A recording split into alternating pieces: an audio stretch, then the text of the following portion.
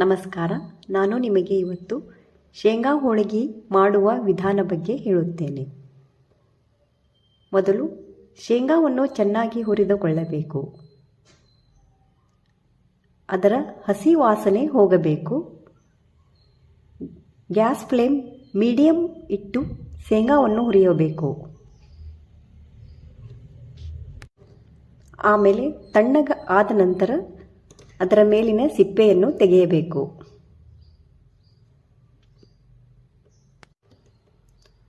ನಾನು ಬೆಲ್ಲವನ್ನು ಕುಟ್ಟಿ ಇಟ್ಟುಕೊಂಡಿದ್ದೇನೆ. ಹಾಗೆ ನಾನು ಶೇಂಗಾವನ್ನು ಈ ಗಿಲಾಸ್ ಮೆಜರ್ಮೆಂಟ್ ಮಾಡಿಕೊಂಡು ತಗೊಂಡಿದ್ದೇನೆ.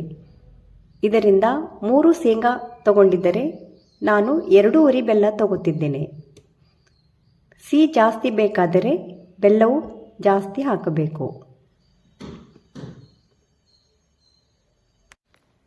ಮೊದಲು ಶೇಂಗಾವನ್ನು ಮಿಕ್ಸಿ ಮಾಡಿಕೊಳ್ಳಬೇಕು.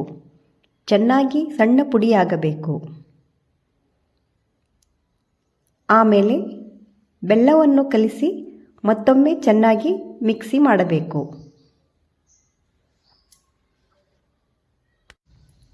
ನಾನು ಶೇಂಗಾ ಹೋಳಿಗೆಗೆ ಅರ್ಧ ಮೈದಾ ಮತ್ತು ಅರ್ಧ ಗೋಧಿ ಹಿಟ್ಟನ್ನು ತೆಗೆದುಕೊಂಡಿದ್ದೇನೆ.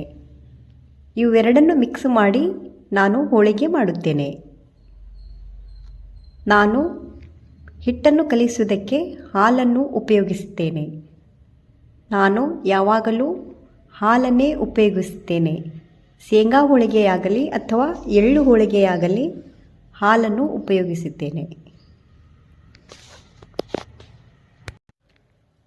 ಈ ಶೇಂಗಾದಲ್ಲಿ ಕೂಡ ಸ್ವಲ್ಪ ಹಾಲನ್ನು ಹಾಕಿ ಕಲಿಸಿಕೊಂಡಿದ್ದೇನೆ. ಸ್ವಲ್ಪ ಈ ಶೇಂಗಾ ಹೂರಣ ಮೆತ್ತಗೆ ಇರಬೇಕು, ಅಂದರೆ ಹೋಳಿಗೆ ಚೆನ್ನಾಗಿ ಬರುತ್ತದೆ. ಗಟ್ಟಿ ಇದ್ದರೆ ಹೋಳಿಗೆಯನ್ನು ನಡು ನಡು ತೂತ ಬೀಳುತ್ತವೆ.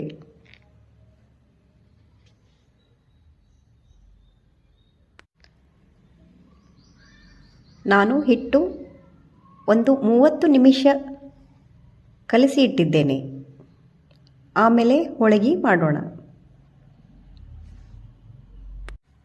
ಮೊದಲು ಹಂಚನ್ನು ಚೆನ್ನಾಗಿ ಕಾಯಿಸಬೇಕು. ಆಮೇಲೆ ಫ್ಲೇಮ್ ಚಿಕ್ಕದು ಮಾಡಬೇಕು. ಯಾವಾಗಲೂ ಅಡಿಗೆ ಮಾಡುವಾಗ ಫ್ಲೇಮ್ ಮೀಡಿಯಂ ಆಗಿ ಇಟ್ಟುಕೊಳ್ಳಬೇಕು.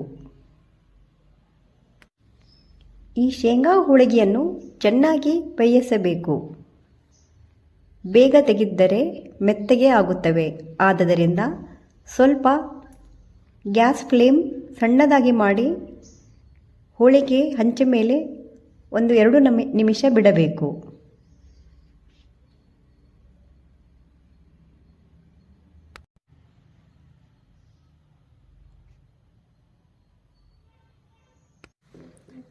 ಶೇಂಗಾ ಹೋಳಿಗೆ ಸ್ವಲ್ಪ ತೆಳ್ಳಗೆ ಇರಬೇಕು.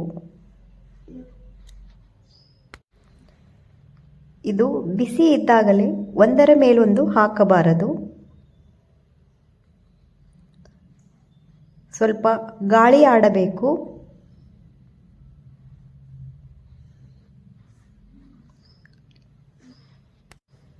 ಗಾಳಿ ಆಡಿದ ನಂತರ ಹೋಳಿಗೆಯನ್ನು ಒಂದರ ಮೇಲೆ ಒಂದು ಇಡಬಹುದು.